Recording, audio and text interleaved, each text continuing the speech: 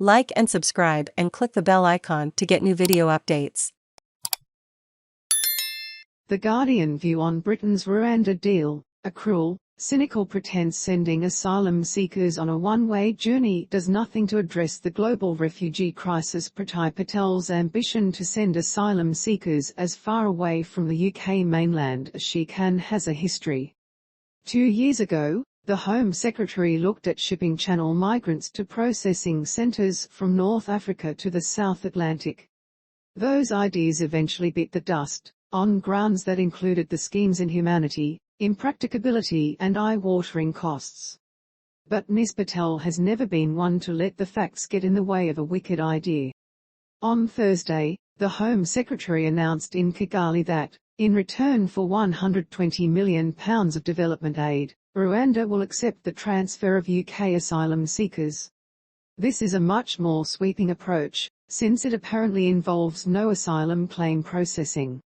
That makes it simply an expulsion exercise, which, apart from any other objections, carries many colonial-era echoes. Although Rwanda was described by Boris Johnson as a dynamic country and one of the world's safest, it was condemned only this week by the US State Department as a country with significant human rights issues, which include arbitrary killings and detentions, forced disappearances, and harsh and life-threatening prison conditions. A similar policy in Rwanda run by Israel fell apart in 2017 when only 9 of about 4,000 deportees were found to have remained there. It is far from clear that this latest example of Ms Patel's addiction to the politics of performative cruelty will in fact be put into practice, let alone happen, or be effective, on a large scale. The significance of Thursday's announcement was as much in its cynical timing as in its cold-hearted substance.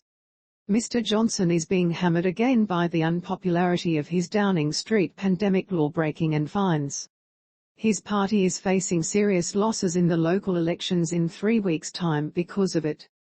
The chances of a vote of confidence against him are rising again.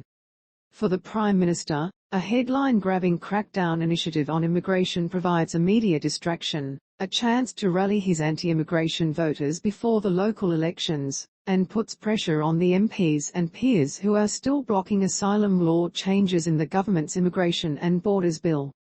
There is no disputing that the dangerous and inhumane people smuggling operations in the Channel need to be gripped and controlled more effectively. Nor is there doubt, as spring turns to summer, that numbers are likely to go on rising. More than 28,500 made the crossing in 2021, and the Home Office is reported to expect the figure to double this year. But the answer to that challenge is not for the UK military to seize the migrants, load them in planes, send them to East Africa on a one-way flight and forget about them. That approach is objectionable on multiple grounds.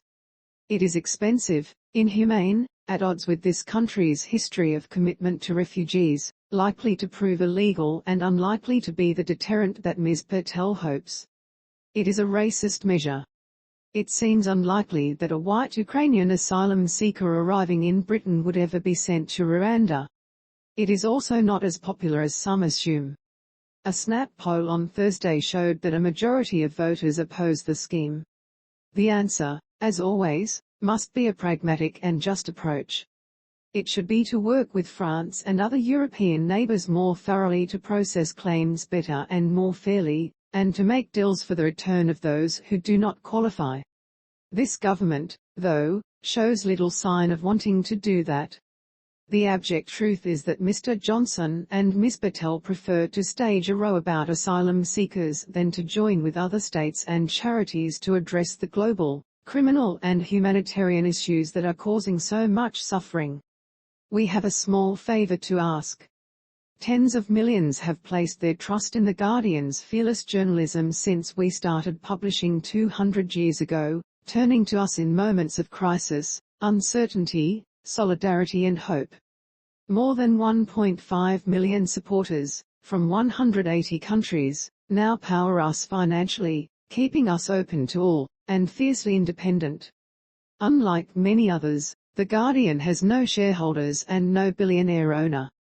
Just the determination and passion to deliver high-impact global reporting, always free from commercial or political influence.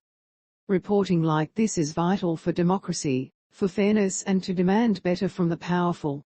And we provide all this for free, for everyone to read. We do this because we believe in information equality. Greater numbers of people can keep track of the global events shaping our world, understand their impact on people and communities, and become inspired to take meaningful action. Millions can benefit from open access to quality, truthful news, regardless of their ability to pay for it. If